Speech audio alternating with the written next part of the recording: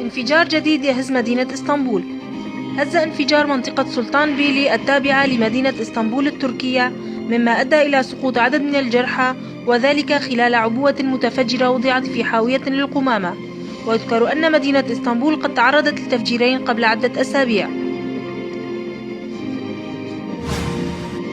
بارزاني يصر على الاستفتاء ويتجاهل الضغوط. قال رئيس إقليم كردستان مسعود البارزاني: لا يمكن إنكار حقوق شعب وقومية باسم الكرد في الشرق الأوسط، وذلك تحت أي مبرر. وأكد البارزاني أن الشعب إذا انتظر في أن يمنحه الآخر هذا الحق فلن ينال شيئا. وجاء كلام البارزاني كرد على بعض الجهات التي طالبت بتأجيل الاستفتاء. ويذكر أن إقليم كردستان يمر بحالة اقتصادية صعبة، حيث خفضت حكومتها رواتب موظفيها بنسبة تراوحت ما بين 15 إلى 75%.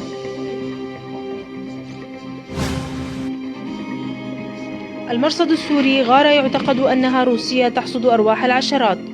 قال المرصد السوري لحقوق الإنسان أن نحو 21 شخصا سقطوا إثر غارة يعتقد أنها روسية، وذلك على مناطق تابعة للمعارضة السورية في حلب، وذلك بعد يوم واحد من تصريحات رئيس الهيئة العليا للمفاوضات رياض حجاب، حيث قال أن الطيران الروسي شن في يوم واحد أكثر من 200 غارة جوية، واستخدم فيها قنابل عنقودية وصواريخ فراغية وبراميل متفجرة بحسب حجاب. أنقرة لن تشن هجوما داخل سوريا. نفى مصدر في مكتب رئيس الوزراء التركي ما وصفه بالمزاعم الروسية التي تدعي أن أنقرة تستعد لشن هجوم داخل سوريا بحسب شبكة CNN.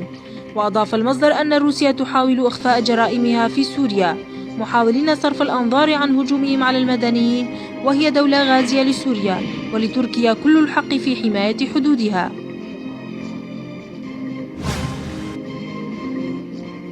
موسكو: المعارضة تمتنع عن مفاوضات جنيف بسبب نجاحات الجيش السوري. قالت المتحدثة باسم الخارجية الروسية ماريا زاراخوفا أن تعليق مفاوضات جنيف يعود إلى تحقيق النظام السوري نجاحات جدية في الريف الشمالي لمحافظة حلب. وكما أضافت المتحدثة أن ذلك جاء بمثابة ضربة جدية لمختلف الإرهابيين وكذلك أعوانهم والمشرفين عليهم. جلال طالباني مرشح لنيل جائزة نوبل للسلام.